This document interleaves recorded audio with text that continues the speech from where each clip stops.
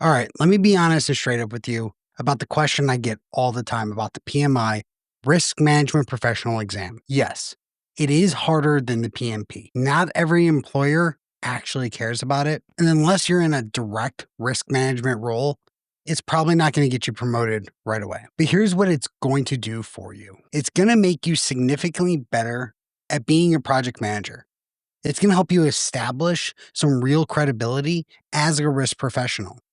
And as doors open to specialized roles, you are going to be the first one to gain access to them, especially when it comes to risk management. So in this video, I'm going to be breaking down exactly why and when the PMI RMP is worth pursuing and when you probably should just skip it altogether.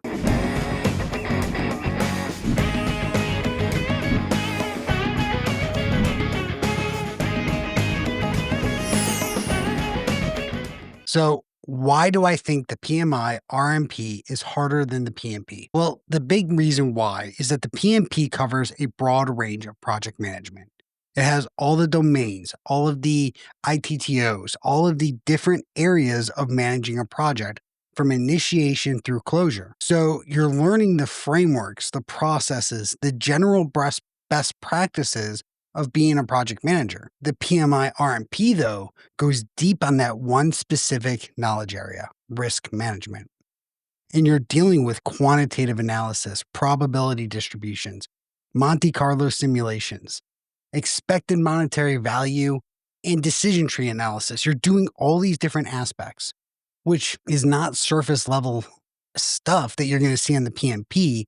But at the same time, the PMP might encompass 5, 6, 7 questions, whereas the RMP is 115 questions of that small little section of the PMP. So you need to understand not just what to do when it comes to risk management, but why certain risk strategies work in specific situations. The PMI RMP has fewer study resources available out there, especially compared to the PMP, which you can throw a nickel out there and you're going to hit at least 10 different PMP study guides. The question pool is smaller when it comes to the RMP, all meaning you actually have to put in some effort, study to understand the concepts through and through, because if you struggled with risk management questions on the PMP, the RMP is going to challenge you even more. But that's exactly why it holds so much value.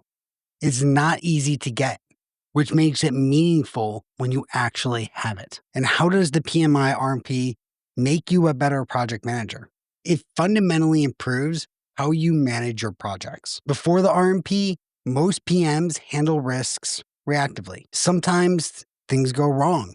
You scramble, you try to fix it. That's what project managers are known for, being able to fix problems. You might have a risk register because it's required, but you're not really using it strategically. But after the RMP, you start thinking differently.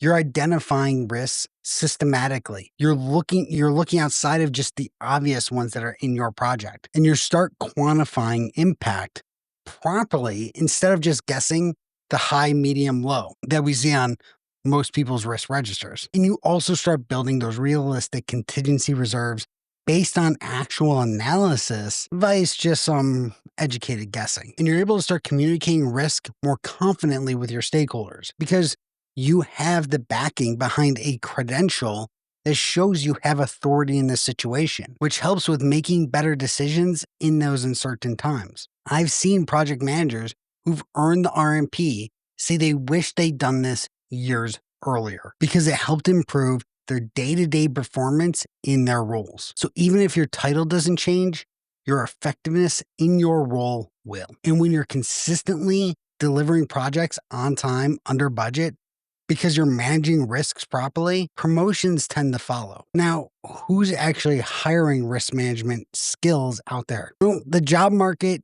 doesn't really list the RMP specifically in a lot of job descriptions. I've only seen about 10 at most. But there are industries that really rely on this credibility in risk. Financial services and banking. Risk is literally built into everything that happens there. Having the RMP signals you understand not just risk on projects, but you're able to speak the risk language outside of it. Healthcare and pharmaceuticals, the risk around clinical trials, regulatory compliance, patient safety. Risk management isn't optional in these areas. In construction and infrastructure, large scale projects with massive budgets, complex stakeholder environments, risk specialists go essential in a long ways in making sure things happen the right way. And then government and defense contractors. Federal projects require documented risk management processes. The PMI RMPs shows you how to use these frameworks and to use them properly, effectively, and also how to train people in those areas. So again, the PMI RMP is going to be super effective in these industries. But are they going to get you promoted? It depends on your organization and your strategy. The RMP is going to help you if your company values PMI certifications and has defined career paths that recognize them. If you're in a risk-intensive industry where risk expertise is genuinely needed, you might be able to get away with a slight promotion. But if you're pursuing roles that specifically require risk management expertise, the certification is going to be the differentiator between when you hit a plateau at the PMP or when you're going up against somebody with it. The key word here is automatic.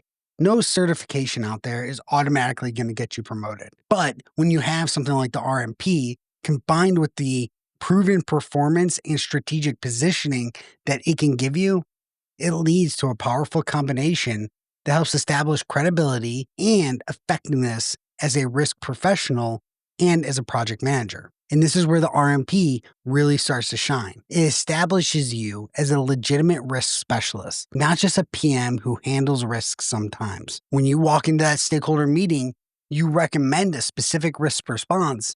Having the RMP behind your name changes how people listen to you. You're not just sharing an opinion, you're bringing certified expertise to the table. This also helps out over time because the credibility compounds over the years.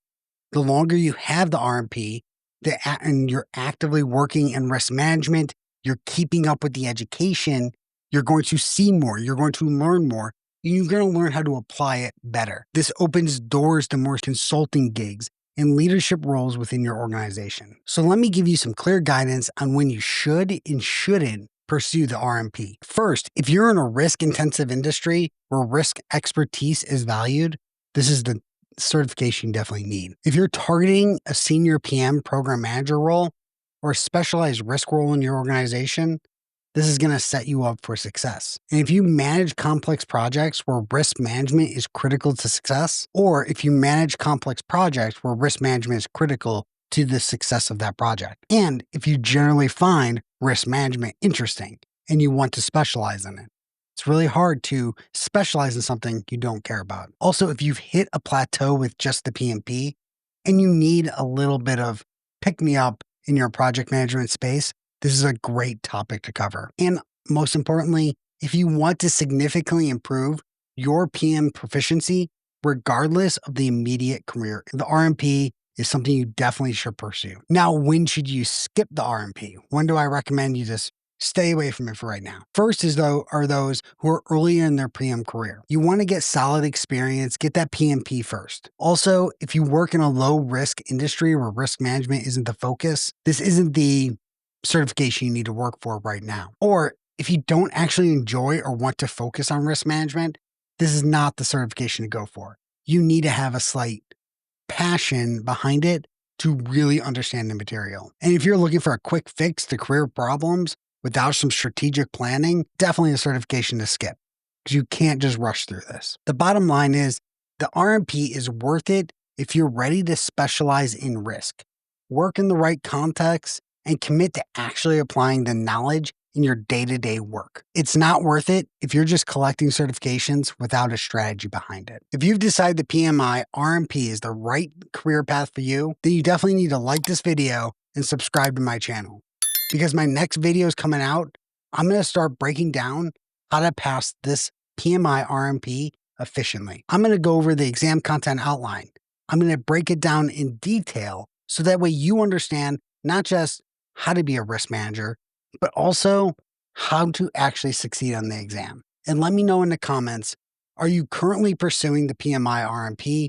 Or are you just still deciding if it's worth it for you? I'm happy to give you my take on any specific situation that you're in. Hope you enjoyed this video. I'm Russ Parker, the Bearded PM.